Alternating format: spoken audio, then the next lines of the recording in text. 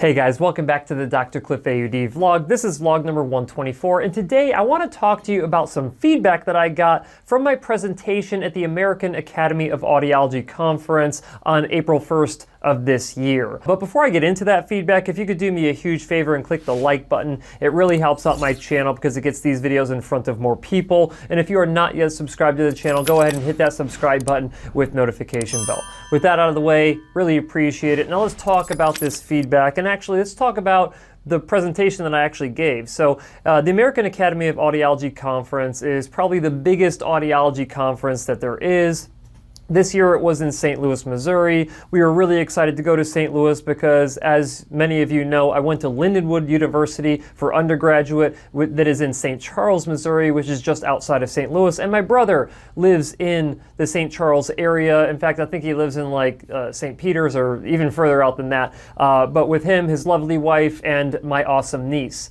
And so we went back to that conference, and I actually submitted a presentation about the death of hearing aid clinics. And so, yes, it was pretty much clickbait for the audiology community. So there was a pretty big turnout of individuals who came to my presentation to see what I had to say about the impending doom of our profession, essentially. I was really happy to see all of that turnout, and I felt like the presentation went well. Just to give you an idea, it is, in my opinion, that it is the responsibility of audiologists to make sure that we are giving our patients enough value for them to justify continuing to come to us and paying money coming to us versus going other places like buying devices direct online, using their managed care to get, subpar audiologic care, going to other big box stores that may not have their best interests in mind. And here's the thing, I don't think that it's anyone else's responsibility to make sure that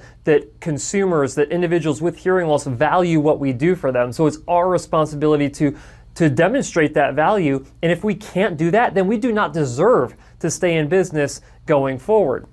Now, my dad, Jerry, does not get a lot of shout outs on my channel, and he's actually mentioned this before because I mention my mother all of the time. But there's one thing, or there's a variety of things that stuck with me from my childhood, but one thing that really stuck out to me was I was not a very good kid. At least I don't think I was that good of a kid. I think I had Christmas taken away from me when I was 10 years old, and I think even prior to that, I had gotten into trouble probably for doing something very irresponsible. And I remember my dad making me, as a punishment, write down or essentially transcribe everything from the, I forget, the Encyclopedia Britannica, the definition of responsibility. And so it wasn't just like a really short definition. It was like 2 pages long. I'm like, what the heck? How can the word responsibility have a definition and explanation inside of an encyclopedia that is like 10 pages long? Anyway, I had to write down whatever that was inside of the encyclopedia and write it onto a tablet of paper. And so obviously that moment stuck with me for a long time, and I don't know whether it really took effect at that age, but it has always made me think of responsibility in a different way than it did prior to that particular day. So kind of wrapping it back into this is that I feel like it's our responsibility as a profession for doing the right things to show that there's value that we add when it comes to getting treatment with hearing aids. And so overall, the perception of the presentation with the crowd was really positive. And it could have been a negative one because I was kind of coming from it from a negative context with it. So, anytime that you come at something from a negative context, you kind of have people who might be more negative making negative comments about it back and things like that. But overall, on a 4-point scale, 67 individuals reviewed it and submitted like surveys from it. And out of a 4-point scale, with 4 being very satisfied and 1 being not at all satisfied, it scored a 3.89999999, right? So it was really highly rated, which was really, really cool to see. And then on top of that, they actually have a summary of all the selections that people did on the survey. And so when you start going through them, it asks you different questions. So if you want to get continuing education credits from going to see a presentation, you have to make sure that you actually fill this out so you can get your continuing education credits. Now, some people don't care about continuing education, and some individuals in the session were students. So of the total of 67 respondents, there were probably significantly more than that. At least I feel like there was, based on how big the room was with how many seats were filled up in that particular room. But nonetheless, the first question is, the session content matched the advertised learner outcomes. It got a 3.94 rating. So 63 respondents of the 67 strongly agreed with that. And then 4 said somewhat agree. And I will have this linked down in the description if you guys want to pull it up and follow along yourselves. The next question, and that was pretty much it. I mean, 63s and 62s and 59s and 63s, like, there's a lot of responses that strongly agreed, which is how I got such a high rating on the talk that I gave. There was a couple that were interesting, though. So one that really stood out to me was all the way towards the bottom, which is, was this presentation free of commercial bias? Now, a lot of you know that I have a lot of sponsors. Now, when we initially started the presentation, it's a requirement by AAA that we actually have our disclosures on the second slide. So the first slide is the title slide. I had a picture of a Grim Reaper saying that, the death of hearing aid clinics. And then on the very next page, you have to divulge all of your potential conflicts of interest or whatnot. And so I have a lot of them because there's been a lot of companies that have sponsored at least some videos on my channel for the past several years. And then I have a variety of, my clinic, I have, my Best Practice Pro network and all of that, that also generate me an income. So I had to divulge all of that. So I had to put disclosures out there initially. And there was one individual who said that my presentation was not free of commercial bias. Now, they actually have a section where you can enter in a comment at the end of your survey, and there was actually a lot of comments left. But the very first comment was that I gave a plug to Oticon, haha. And it was, I was kind of shocked by that because honestly, I don't remember exactly saying Oticon, but I remember the part of the session where I was talking about something about a particular hearing aid, that if like a hearing aid performed this way when I was performing regular measurement on it, I would say that this was a horrible job. And that was honestly with the context of an Oticon hearing aid. So I may have actually said Oticon at that point. I didn't want to like have it come across as being a negative thing against Oticon, but I could be wrong, or there could have been some other point in the session where I had mentioned an Oticon hearing aid of some sort. But that was kind of the thing that struck me that was pretty funny. Now, some of the other comments on here, I'll read a couple of the ones that kind of just stood out to me, but feel free to go down and check this out as well to see what everybody thought about my talk at this presentation. Let's see. So one of my favorite ones was, Dr. Cliff is a very polished and very professional in his profession, and he is easy to listen to and makes his points well. So I was really excited when I read that one. That one was really cool.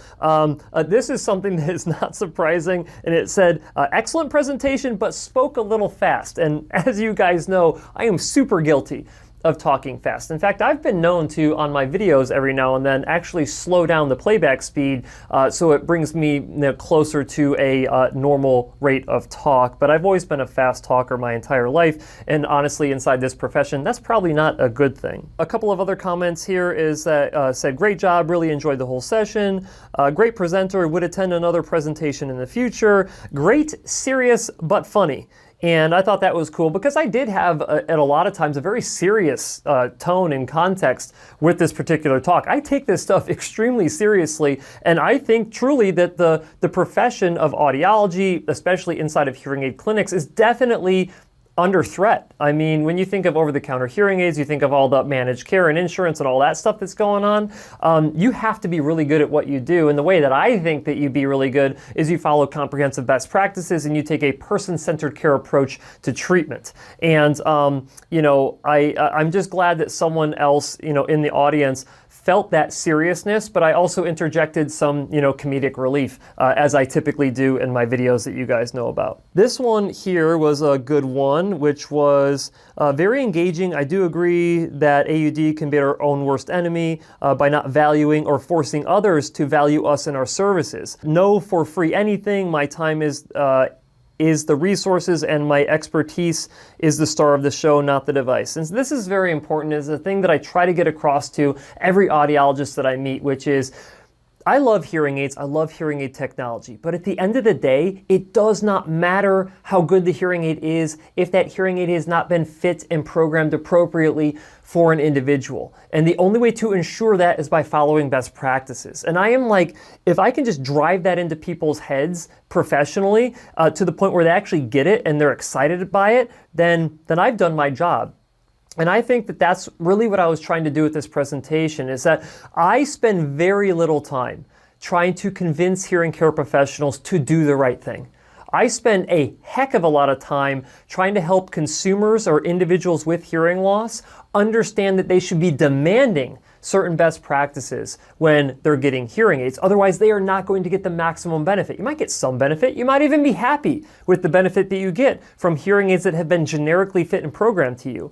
But in order to maximize performance, you need to make sure that certain foundational, fundamental procedures and verification and validation is happening during a hearing aid fitting, programming, and follow-up care as time goes on.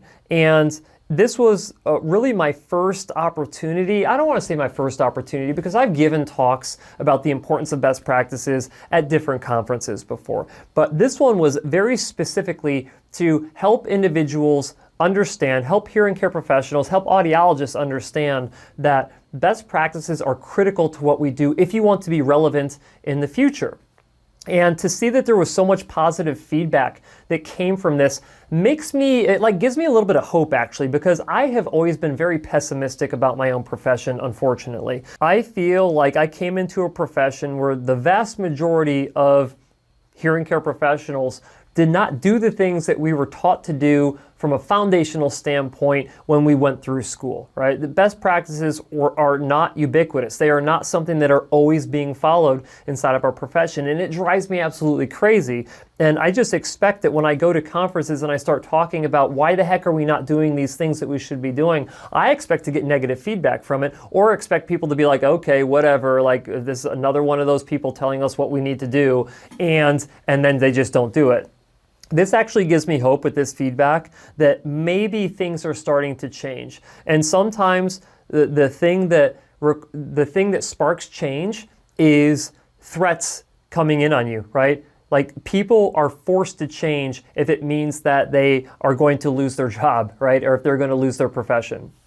And I think that that is my biggest takeaway. So if I had to give feedback based on the feedback that I'm seeing here, is that my biggest takeaway is that this profession can be changed from the inside out, not necessarily just the outside in. And so I'm extremely glad that I gave this presentation. I'm actually even more grateful for the feedback that I got from this presentation. Not just that it makes me feel good because I know now that people actually liked the presentation, but it makes me feel good knowing that I feel like the talk that I gave there at least planted the seed inside of a lot of audiologists' minds that they need to go back to their clinic on Monday morning and actually change the way that they do things to help their patients hear the best they possibly can by incorporating foundational best practices back into their clinic. And so that's really the biggest takeaway from all of this. Of course, I would have loved to get a perfect 4.0 on this, but here's the thing, nobody's perfect. I'm definitely not perfect.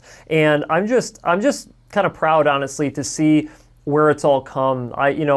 Again, I was not necessarily like Mr. Public Speaker going through school, going through speech class and stuff like that. It's just become something that I've been forced to do. And the more that I do it, I feel like the better that I get at it. I do think that this right here, me recording videos, does make me a better speaker.